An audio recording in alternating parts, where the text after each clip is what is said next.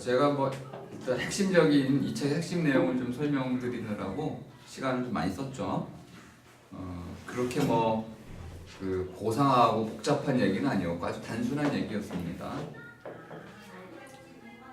미래라는 것이 우리에게 나름대로 다 이해가 되어 있어요. 미래가 어떤 걸까요? 근데 현재 우리가 닥친 문제는 미래가 우리가 예상하고 기대했던 것보다 더 빠르게 다가오고 있다는 거야.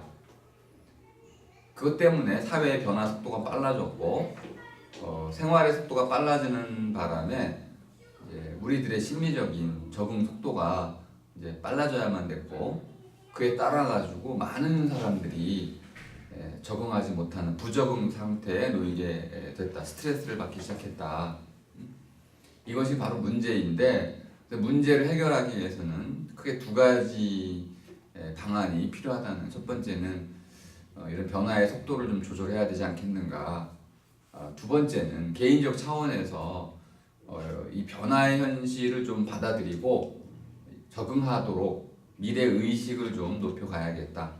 그러기 위해서는 우리에게 닥치고 있는 미래가 무엇인지를 좀 살펴볼 필요가 있다 해서 이제 하나 둘씩 살펴볼 텐데, 이러한 변화의 방향을 흐름을 잡아내기 위해서 토플러가 사용한 개념은 시츄에이션이라는 개념이었어요. 상황. 놓여 있음이라고도 놓여 있는 자리, 놓인 자리라고 쓸 수가 있는데 우리는 지금 어디에 있나요? 라고 물은 거예요. 우리 이제 토인비도 이렇게 물었었고 또 누구도 이렇게 물었었냐면은 제러미 리프킨도 이렇게 물었었고 또 그 슈펜글러도 이렇게 똑같이 물었어요. 그리고 키에르케고르도 이렇게 물었습니다. 많은 위대한 사상가들은 대개 그렇게 물어요. 우리는 어디에 있나요? 우리는 인류를 말하는 것이고 어디라는 것은 바로 시대를 말하는 겁니다. 근데 이 시대라는 건 장소성을 포함하고 있어요. 그리고 사람이라든지 관계를 포함하고 있죠. 그러니까 어디라는 개념은 단순한 개념이 아니고요. 심지어 이 어디라는 개념에는 과거, 현재, 미래라는 시간도 포함이 되어 있어요. 그래서 이제 뭐 상황이라고만 번역해가지고는 적절히 번역하기는 어려운데 놓인 자리들 복수로 번역할 수 있다면 가장 좋을 것 같습니다. 그럼 어디에 놓여 있냐면 일단 기본적으로 첫 번째 얘기하는 거는 사물들이 끊임없이 대체되는, 그래서 순환이 빨라진다고 그랬죠. 사물들이 끊임없이 달라지고 있어요. 기술품들이 새로워지고 있는 거죠. 그러면 아까 할머니 얘기를 통해 가지고 할머니가 갑자기 깜짝 놀라는 거죠. 저게 먹고 이렇게 했는데 또 다음 날 며느리가 와가지고 구박을 하는 거죠. 함부로 건들면 안 돼요. 할머니는 이제 위축되고 소외되고 이렇게 된다는 거죠. 근데 이것이 많은 사람들이 그렇게 될 수 있다는 겁니다. 그럼 이러한 기술품들의 끊임없는 변화, 이걸 주도하는 것은 결국 기술이죠. 기술이 새로워지고 있는 것이고 기술만에 의해서 이런 변화가 일어나진 않잖아요. 조직이 새로워져야 되는 것이고 그럼 사람도 물론 새로워져야 되는 거겠죠. 법도 새로워지는 것이고 끊임없이 모든 것들이 시너지 효과를 이루면서 가속화를 하고 있다. 이렇게 이제 얘기를 하고 있는 겁니다. 뭐 예를 들어서 이제 일실성 또는 뭐 임실성이라는 표현을 가지고 설명을 했는데 첫 번째 오늘 한 얘기는 요거를 번역하자면은 더 빨라지고 있는 거죠. 그러니까 지나가는데 빠르게 지나가고 있는 거야. 그럼 우리 머물 수가 없네요. 사람 관계도 빠르게 지나가고 사물도 빠르게 지나가고 모든 게 다 빠르게 지나가 버려. 그럼 우리도 같이 빠르게 변화를 해 가야 될 텐데 적응의 한계라는 게 있다는 거야. 그래서 우리는 지치게 되고 뒤처지게 되더라. 뭐 이런 문제를 이제 제시를 하고 있는 거고요. 그럼 이러한 뒤처지는 사람들이 늘어나면 사회적 불안정이 심화되겠죠. 그럼 사회 전체가 불안해지는 겁니다. 요거를 이제 막기 위해서 속도 조절을 하라고 얘기하고 있는 것이고, 또 하나는 이제 미리 좀 말씀을 드려놓으면 속도 조절은 당연히 하게 될 거예요. 이건 뭐 하라 말라 할 얘기는 아니고 지금 더 중요한 얘기는 이러한 식의 미래 사회가 왔을 때 과연 인간의 삶의 모습은 어떨까요? 이것을 얘기하는 부분입니다. 이제 한 대목만 소개하면 그 인간을 만드는 복제인간, 인간을 만드는 그런 날이 오지 않을까요? 라고 묻고 있어요. 그럼 그런 날이 온다면은 이제 우리 인간은 뭐라고 불러야 되나요? 태어난다고 말해야 되나요? 제조된다고 말을 해야 되나요? 인간의 본질이 바뀔 수 있는 그런 위험도 함께 도래한다는 거죠. 근데 이런 위험들은 우리가 마치 통제할 수 있는 것처럼 착각하고 있지만 실제로 기술의 힘은 인간의 힘을 능가하기 때문에 우리가 통제하기는 어렵다. 그러면 이제 어떻게 해야 될까요? 그걸 고민해야 된다는 거. 지금 뭐 토플러가 그거에 대한 답을 제시하려고 하는 건 아닙니다. 어떻게 해야 될까요? 빨리 우리 물어야 된다는 거예요. 그 시점이 도래하기 전에 미리 물어서 우리가 결단을 해야 된다는 거죠. 이해가 되셨나요? 네. 그까지는 오늘 못 읽었지만 어쨌든 요까지에 대해서 뭐 토론할 거리가 있으면 던져주시고 질문할 게 있으면 좀 질문을 해주시면 되겠습니다.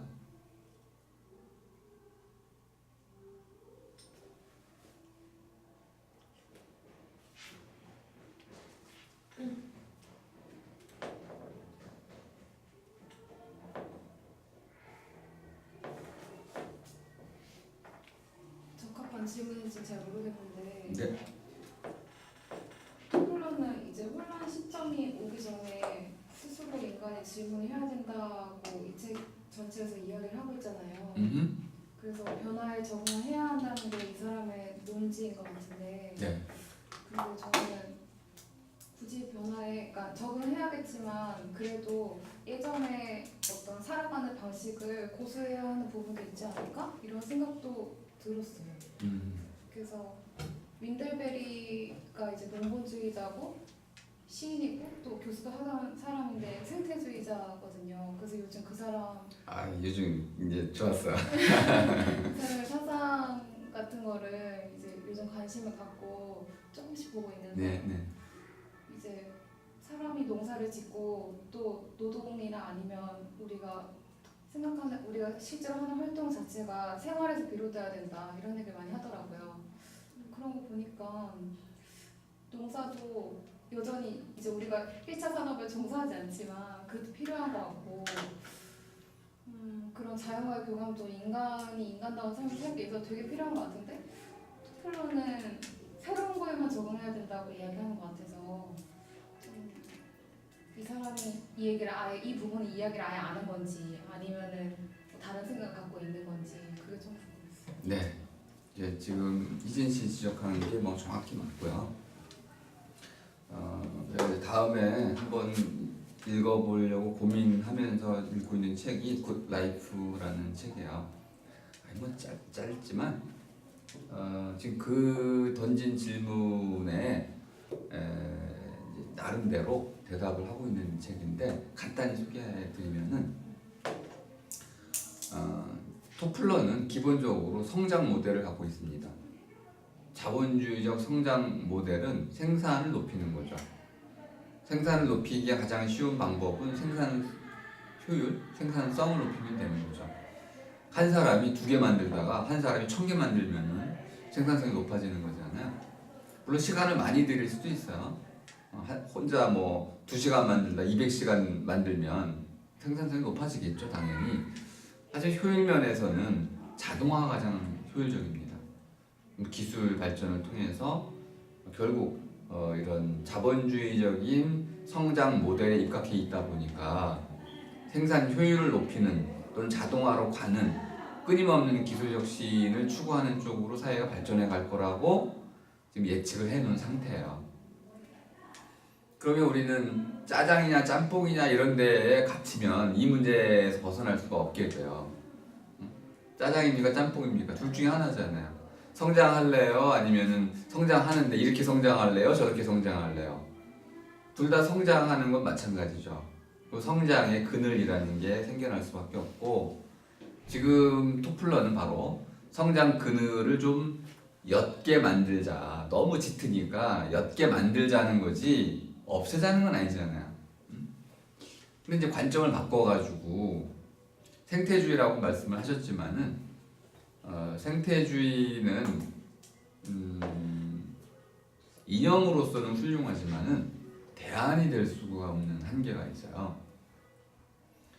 그러면 대안으로서의 생태주의가 되려면은 거기 한 가지가 첨가가 돼야 돼. 탈성장. 탈이란 말을 좀 어렵게 이해하실 필요가 없고 우리 예전에 원전을 멈춰라라는 책을 읽은 적이 있는데요. 성장을 멈춰라 이거야. 성장 지향적인 삶의 태도를 포기하라는 거예요. 그렇다고 해가지고 야만으로 돌아가자는 건 전혀 아닙니다. 도시화를 한번 떠올려 보시면 쉬워요. 도시화는 왜 일어날까요? 그 농촌이 황폐화되면서 도시화가 일어나는 거죠. 그럼 도시화의 주범 중에 하나가 농촌의 황폐화인데 농촌의 황폐화는 왜 일어날까요? 농촌에 살던 사람들이 하는 일들이 농업인데 이 농업이 기계화가 됐어요. 공장식 농업이 된 거예요. 호주라든지 미국의 그 농업 경영하는 실태를 보면 한 사람의 농부가 수십만 에이커를 기계로 비행기 이런 걸로 농사를 짓습니다. 그러니까 농부는 없는 거죠. 그러니까 농업사회의 모든 근간이 농촌, 시골이었는데 그 마을이 붕괴될 수밖에 없는 거야. 그럼 그들은 삶의 터전을 잃어버리고 도시로 모일 수밖에 없고 도시에 가면 어쨌든 먹고 살 수가 있으니까 그러니까 생산으로부터 이런 이제 식량 자급이라는 것으로부터 인류가 해방이 되면서 결국 농촌이라는 마을은 사라질 수밖에 없는 거죠. 모든 게 도시화가 되는데 도시화의 첫 번째 문제거리는 뭐냐면 뭐 지금은 다 식수라든지 세균 문제는 해결이 되고 있지만은 결국 과밀 문제는 해결이 안 됩니다. 과밀 한계되어 이 장소의 한계 때문에 과밀을 다른 말로 얘기하면 익명성의 증가다 이렇게도 얘기할 수 있습니다. 사람들은 무탁에 많은데 제가 어제 어디선가 큰 식당에서 밥을 먹었어요. 그 약속을 했던 분이 갑자기 못 온다고 그래 혼자 먹게 됐거든요. 굉장히 서럽더라고. 사람들이 그렇게 많은데 나한테 눈길 하나 주는 사람이 없어. 내가 아는 사람은 더더욱이 없고 이렇게 많은 사람들 중에 나 혼자 밥을 먹고 있구나. 이런 외로움 또는 소외받은 버림받았다는 생각이 점점 커지더라고요. 먹다 말고 그냥 나왔어. 아이 체하겠더라고. 이런 느낌이 도시를 지배하게 됩니다. 심지어 이제 부의 격차가 가만히 있어도 나를 열등감에 사로잡히게 만들죠. 성공지향적인 사회가 됐기 때문에. 그럼 우리가 어떻게 이것을 바꿔갈 것이냐? 지금 뭐 제 얘기는 아니고 이거는 이제 우리 그 굿라이프에 나오는 뭐 방향을 두 가지 딱 소개해드리고 첫 번째는 성장 중심의 정책을 포기하자는 거예요. 성장을 포기하자는 건 아니고 성장 중심의 정책을 포기하자. 이 포기가 과연 되겠냐 이거죠. 이 포기를 위해서는 그러면 이렇게 한번 방향을 바꿔보자는 거야. 모두에게 좋은 삶을 한번 건설해보자. 그 모두에게 좋은 삶이라는 거는 현재의 성장 중심의 사회는 소수에게만 혜택이 돌아가는 소수에게만 좋은 삶이고 뭐 90% 이상의 다수에게는 열등감이라든지 소외감이라든지 복지 수준의 복지 혜택에 이렇게 그 의존해 살아가는 의존적 삶을 살아가는 사람들에게는 좋은 삶이 안 된다는 거예요. 그러니까 모두에게 좋은 삶이 되도록 사회 제도를 한번 바꿔보자. 이걸 위해서는 이제 민주주의의 좀 극단적 실현 뭐 이런 게 필요하긴 한데요. 어쨌든 중요한 이념 하나를 제시했습니다. 생태주의가 목적이 돼도 이 엄청난 인구 증가와 그리고 환경 파괴의 그 현실 속에서 또 기술의 자동적인 발전 속에서 생태주의 자체가 대안이 되기는 사실 불가능하다.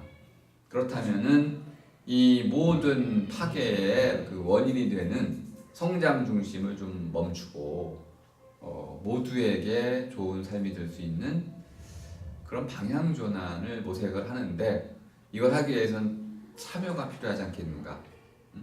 그래서 우리가 모두에게 좋은 삶이 뭔지는 아무도 모르는 거니까 열어놓고 모두에게 좋은 삶이 뭔지를 찾아서 참여를 적극적으로 시켜서 한번 탈성장이라고 하는 이런 방향으로 나아가 보는 게 어떻겠는가라는 거예요.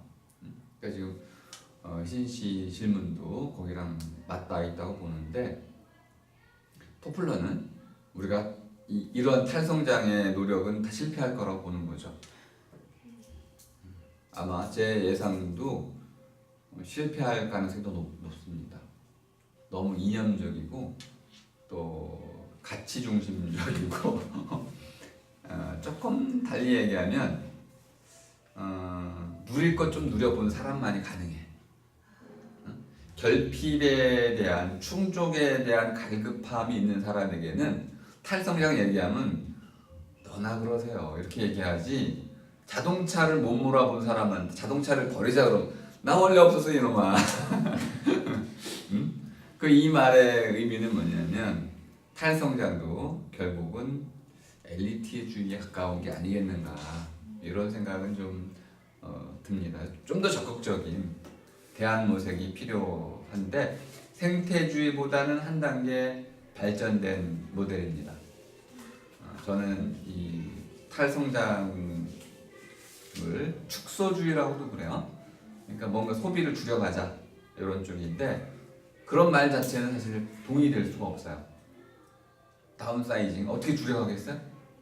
생존을 위해서라면 모르겠지만 생존의 위협이 없는데 줄여가겠어요? 안 줄여가죠.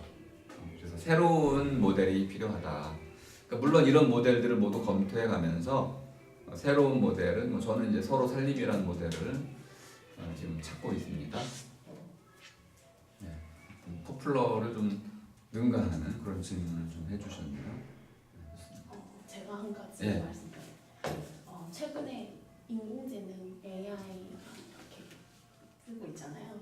얼마 전에 성남의 센터 그 연주회장에서 되게 재밌는 주제로 AI 대 피아니스트 대결하는 게 있었어요. 네네네. 그 투표를 하는 거죠. 그 봤던 관객들이. 듣고 나서. 네. 근데 과연 거기서 이제 저는 순수예술을 지금 바이올린을 하고 있는데 인공지능은 인간 만든 거고 거기서 그 피아니스트랑 대결을 했을 때 과연 그 인공지능이 아직까지는 그 득표수를 많이 받을 수는 없겠죠. 그 컴퓨터가 하는 거니까 그냥 정보 입력대로. 그러면 두 명 순수예술 하는 그런 음악가 예술가들은 분명히 사람마다 개개인이 다 좋은 연주지만 다 다른데 그게 어디서 오냐고 생각을 해보면 그냥 인간이 가지고 있는 고유 의식에서 그건 절대로 인공지능 같은 게 범접을 못한다고 생각을 하거든요. 그래서 저는 그런 지금 막 성장이 엄청나게 빨리 되고 이러한 시대에서 살아남을 수 있는 길은 나 자신으로 사는 게 답이라고 생각을 하는데 그게 사실 우리나라에서는 더 쉽지 않은 것 같아요. 네. 그 제가 지금 되게 재밌게 공부까지는 아니고 좀 호기심 있는 학문이 있는데 거기 나오는 책에서는 트루 셀프라고 설명을 해요. 나 자신으로 사는 거. 근데 지금 시대는 나 셀프 시대라고 설명을 해요. 그러니까 저는 사실 책 같은 것도 읽은 지가 정말 얼마 안 됐어요. 무슨 책부터 어떻게 읽어야 될지 몰랐거든요. 일단 인터넷에 쳐봐요. 무슨 책부터 읽어야 되지? 사람들이 다 쫓아서 베스트셀러. 그게 당연히 뭐 토익 학원도 남들이 하니까 이렇게 되니까 그냥 생각할 수 있는 것 자체가 사라지고 그게 어떻게 보면 기술이 발전돼서 좋은 점은 있는데 그냥 나로 살아가는 것 자체가 없어져요. 저는 믿거든요. 제가 다 이렇게 길은 제가 이렇게 제시를 할 수 있다. 그럼 남이 누가 해줘서 하는 게 아닐 거라고. 물론 그 기술은 그거는 이용만 잘하면 되는 것 같아요. 꼭 그걸 다 받아들일 필요가 없고 지금 여기 상황에 맞게. 그래서 저는 어떻게 보면 지금 이런 되게 혼란스럽고 이런 상황에서 악기를 어떻게 만나게 돼서 지금 되게 만족을 하고 있거든요. 계속 할 생각이고 그래서 되게 행복해요. 사실 그 현대인들이 가장 그 스트레스 속에 갇혀 사는데 저는 그게 없죠. 그래서 그게 조금 자, 우리도 바이올린 배우러 갑시다. 참 그게 악기를 정말 저는 추천해드리고 싶으면 하나라도 배울 수 있는 게 근데 이게 뭐 현실적으로 돈을 벌어야 되고 여러 문제 속에 뭐 회사가 있고 항상 그 어떤 그 사이클 안에 있기 때문에 사실 배우는 게 쉽지 않죠. 그래서 오래도 걸리기도 하고요. 대신 근데 그 사람 자체 의식이 성장하는 데는 이런 순수 예술이 무시될 수 없죠. 아직까지 난 절대로 그거는 인간만 할 수 있는 거라고 생각하거든요. 근데 그 주장은 틀렸습니다. 네, 그것도 완전히 틀렸어요. 어떤 면에서? 네, 예술이 인간만이 할 수 있다.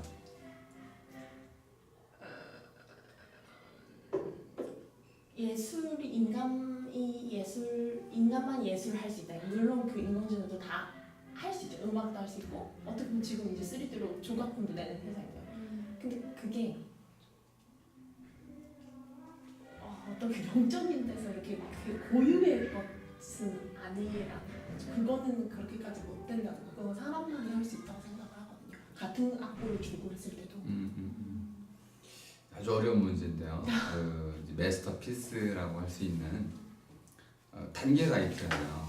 모방하는 단계들, 따라 그리고 따라 연주하고 배우고 이런 과정 속에서 예술을 배운다고는 할 수 있는데 아직 예술가라고까지는 이제 말 못하는 단계들이 있어요. 그거하고 컴퓨터가 그 어떤 피아노 연주를 재현하는 거하고는 큰 차이가 없어요.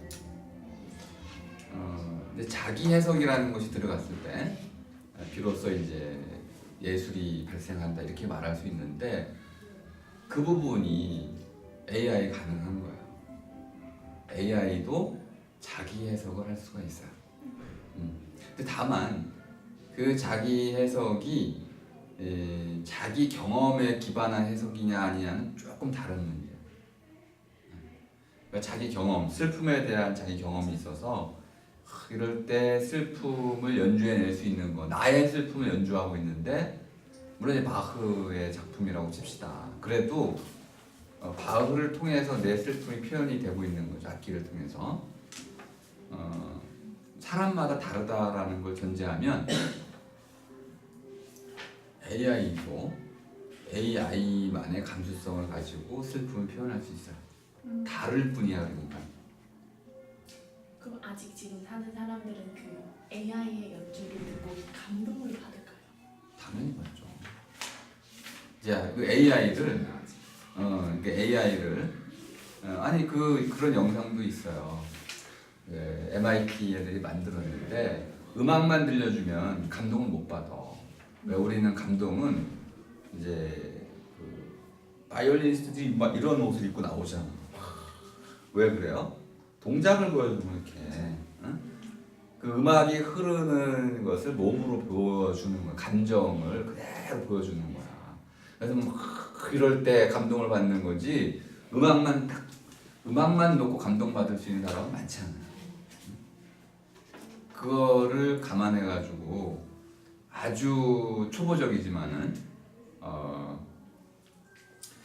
로봇을 만들고 로봇의 기타를 이렇게 손을 줘가지고 튕기게 만들었어. 그러니까 연주를 하게 만드는 거야.